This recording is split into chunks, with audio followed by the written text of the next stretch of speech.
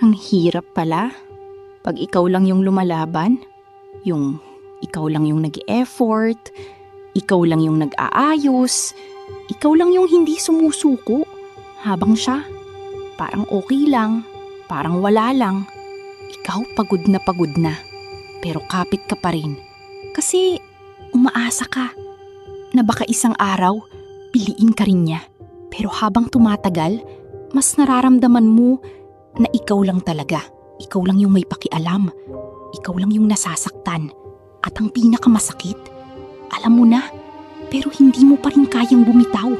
Kasi mahal mo, kasi ayaw mong sumuko.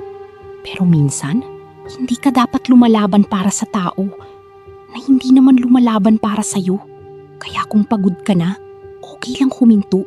Hindi lahat ng laban dapat mong ipanalo.